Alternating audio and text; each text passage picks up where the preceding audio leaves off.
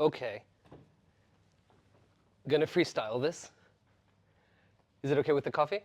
So I'm Osama Farooqui, and I've been a part of the Courtyard Playhouse for nearly 10 years. I started here as a person who came to watch the shows. I think they're called audience members. And then I started volunteering and practicing here, and now I am a teacher here, and I'm an actor here. So it's been a really interesting time. Let's go back to 2015. I'd moved to Dubai with my partner from Abu Dhabi, and we just spent a year in confusion, just like everyone in Dubai does. And I'm a management consultant, still am, always have been. I'm not sure how, but I think my parents just made an employee, not a kid. I was spending a lot of time abroad doing different projects. And I'd come back literally sometimes for a weekend, do the grocery shop, and then go back. It was really taking a strain on me, on our relationship, and I just was never able to kind of settle into the city. So all this is happening, and there's like other immense pressure because one of the things I started doing was working with a startup. And for anyone that's not done a startup yet, don't. Okay? It will kill you, it will destroy you, it will break your house, it will break your friendships, it will just take everything from you. So there I am, drained and just trudging along, and it's 2016. I come back from one of my work stints. It was about 2 months this time.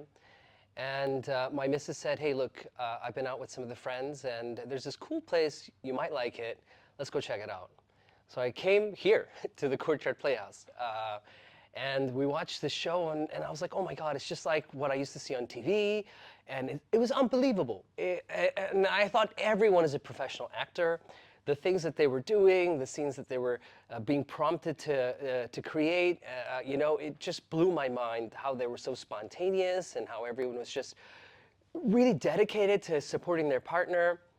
I didn't know like any of the technicalities of improv. I just saw it as an audience member. I was like, this is amazing. Went back working. So the next time I came back, I was already looking forward to it. I'd booked it beforehand. I was like, let's go find this show. And I checked it out again. It was totally different. It was the same night, but just totally different. The whole cast, everyone was totally different. And I was like, wow.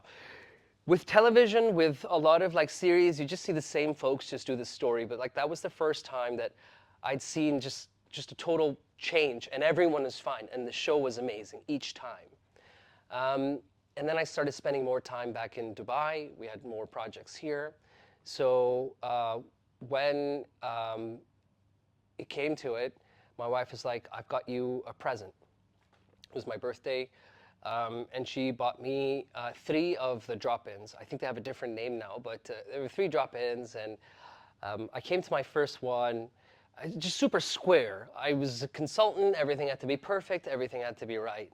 And the first drop-in and my first lesson ever was just about failing with grace and being spontaneous, and it was taught by Kemsley Dickinson. I didn't know who Kemsley was at that time. He was just this really charming teacher. And we did, another drop-in, and the third one was a musical one. So all of them were mind-blowing. I'd done a bit of theater back when I was in school and completely, moved away from it. I had other hobbies too, like I go to the desert and I go scuba diving. But this just had like a different satisfaction. I don't know, the validation I got from doing doing failure with grace. I've never had that before. Everyone tells you, get it right. No one says, hey, you got it wrong nicely. Wow, you're good at getting it wrong. Great, let's do that again. And it was amazing. At the end of it, I was talking to Kemsley, and I said, oh, this place is amazing. And what you guys teach is so incredible. And then he started telling me a little bit about Keith Johnston. And then I understood some of the philosophy behind it. And then Kems was like, well, I'm going to South Africa, and the theater is here if you want to, come back. And I did come back. I volunteered first, actually. I volunteered before I did anything else. And we had various nights that you can volunteer. I did it once a week, and I was able to. And about a month later, I was like, I could do more. So I started doing it twice a week. And there were some really, really amazing people at that time. In sort of that early stage as well, they had the ITI festival. I had no idea what ITI was. I didn't know how big this festival was.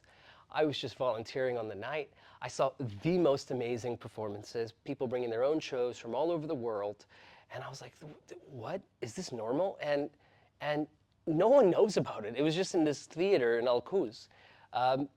It was that turning point for me. I was like, okay, I would like to try just, maybe doing a bit more on stage. The way the volunteering works is you come, you give in a role, you're assigned a role, and you do that, but you're in the mix. And what I loved about volunteering so much was you come here, there's a buzz amongst everybody, you're doing improv games in the green room, you're talking to really interesting people, you're talking to people like you who want to escape into this world and try something different. So you have so many connecting threads. And amongst all of you are really creative people, really accomplished filmmakers, directors, really artistic people. So that blend, that mix was so good. Anything art, honestly, anything culture, it's just rejuvenating to the soul. Otherwise, what are you living for? What are you, doing here? But I digress. Coming back, sorry, got a little bit carried away there, but coming back to the volunteering nights, after volunteering a few times, there was an instructor called Jess Pratt, and she said, look, I'm going to give you a heads up. Next week, I want to get you to try and host Maestro. Are you up for it? And I was like, yes, we're going to do it. And there's a few things the host needs to explain, how Maestro works, where the emergency exits are, and then they call out the players and they hand over to the directors. It sounds really simple when I explain it now, but this is like nearly 10 years ago.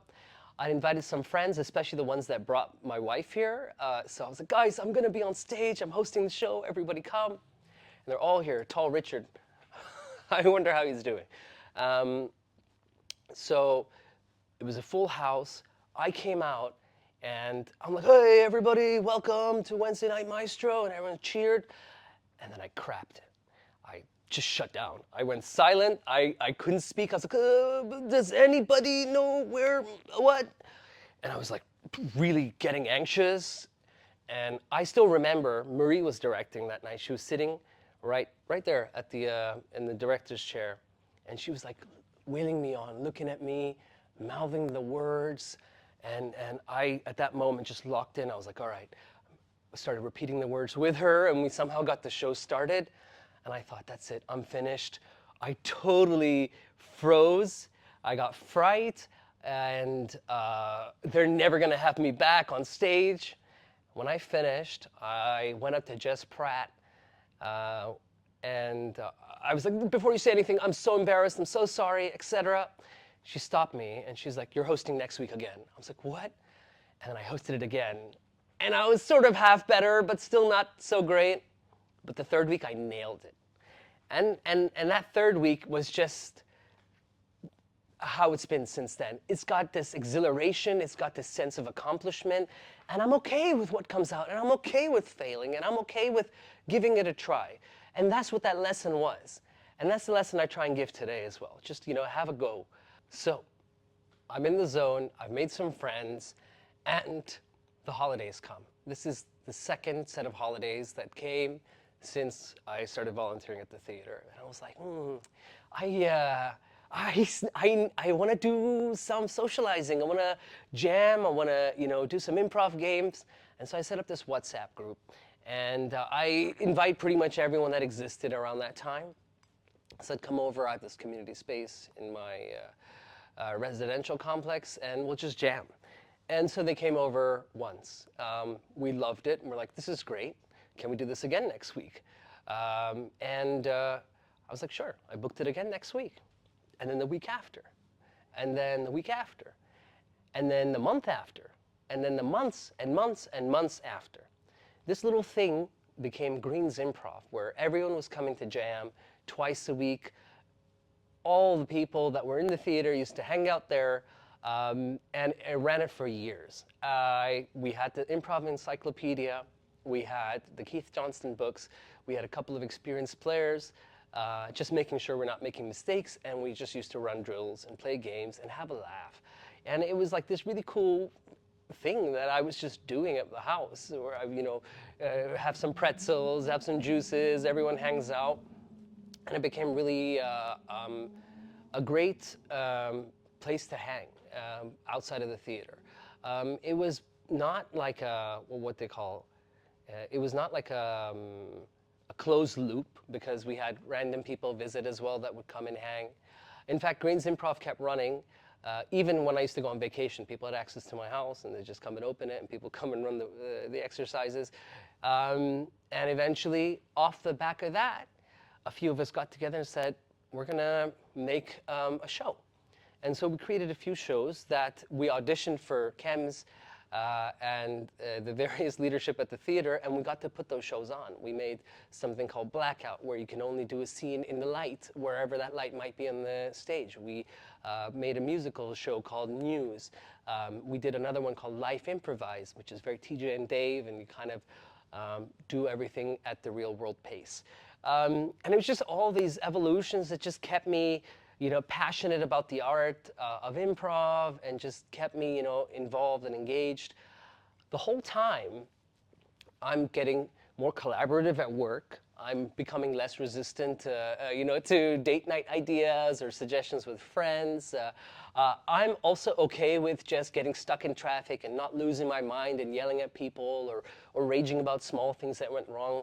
I was just getting better. And it wasn't like a thing about age. When I say better, I'm not getting superhuman. I'm just getting more okay with problems, because problems will always exist. And being okay with problems meant that I was okay with trying different solutions. It was happening everywhere. And things were less crappy at home, less crappy at work. I don't know if you could say that. Things were running smoothly at home. Things were running smoother at work. And it's this energy that I was just taking from this improv group, from the improv circle, from the theater. And this community became really, really important. It's one of the reasons I still come here. In 2019, an improviser that we had loved, Manjunath Naidu, really a larger-than-life person. He was amazing on stage, amazing off stage. Everyone had this really beautiful relationship with him. And everyone thought their relationship with him was unique and special, and it was. And he was just that kind of a guy. He tragically passed away performing on stage, different stage. He was doing stand-up comedy, and it was tragic. And the way that this community came together and formed around that tragedy just to support each other and overcome the grief was just extraordinarily beautiful. It's given me lifelong friends who I still have. Some of them have left the country, some of them have left the theater, and they're in different cities, but we're all in touch. Because it was this mindset of being supportive, and it still exists to this day. I think people get it wrong when we say support your partner. Supporting isn't just about supporting them on stage. It's not just about backing a good idea or a bad idea that they might have. It's also off stage. It's in the green room. It's downstairs. If you can, if you're able to, it's about mental health, well-being. And that's what we're all probably doing here. Some of us are serious artists, but some of us are here to escape. And, acknowledging that and kind of being supportive of that and, maybe talking about it has been really healthy for me, and has been really healthy for a lot of people here. We do some really cathartic stuff accidentally. It's not always fun and games. It's not always laughing. There's pain as well. And to be able to talk about that pain in a safe place, in a safe space with people that are giving you comfort and safety, it's better than trying to go to therapy. It's better than trying to see someone in an isolated space. At least for me, that's been the experience. But yeah, because of that, we have this group. We have various inside jokes, and year after year, I have different cliques and groups that I'm fortunate enough to be a part of with their own inside jokes. And I work a lot with the youth here. We have a lot of young people. It's the lifeblood of the theater. I love training them up on different things backstage and on stage. And they bring this kind of energy and this innovative way of thinking, this creative way of thinking. That lifeblood is one of the other things that is really amazing here. You have this mix of sort of more experienced people and people like me who are older, who have like a replaced knee and so on, and they keep you going. I mean, over the last few years, I've done things here that I haven't done ever. I've flipped someone on stage and they've landed. Like, that was our intro. I mean, I can't believe it. I sang, I rapped, I did a scene from not even on stage. Just tried different things, and for each of them, it was always comfortable, it was always safe. There's folks from back in the day, like Kyle, who are still here with me. We have this nod because we have so much history from back when he lived in Alain, and now he's moved here, and he's a teacher here as well, and just a really creative artist. And just come in and rubbing shoulders with these folks is so rejuvenating sometimes, I feel anyway. And so where does that bring us? That brings us to COVID. I need to say something about COVID because, hold on. Okay. During COVID, a lot of us were in this really gloomy state. I can honestly say I was. Not only were we locked at home, but I had a workforce of 300, 400 people that were really anxious and nervous and scared, and businesses came to a standstill. You can't go anywhere.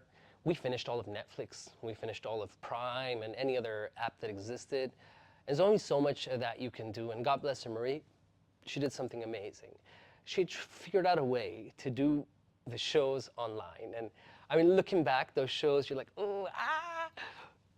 they were pretty difficult to pull off with the lags and the chat rooms and so on, but it kept our sanity together.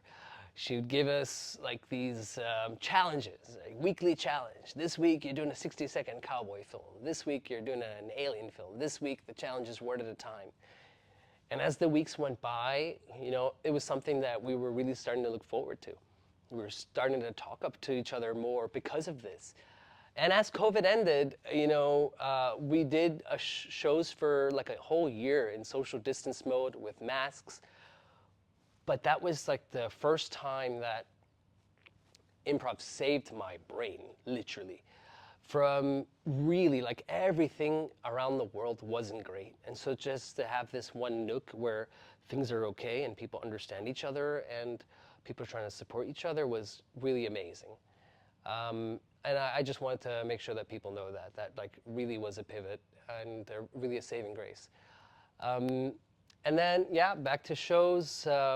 We had the second ITI festival, so in my lifetime I've seen 2, and guess what, there has only been 2.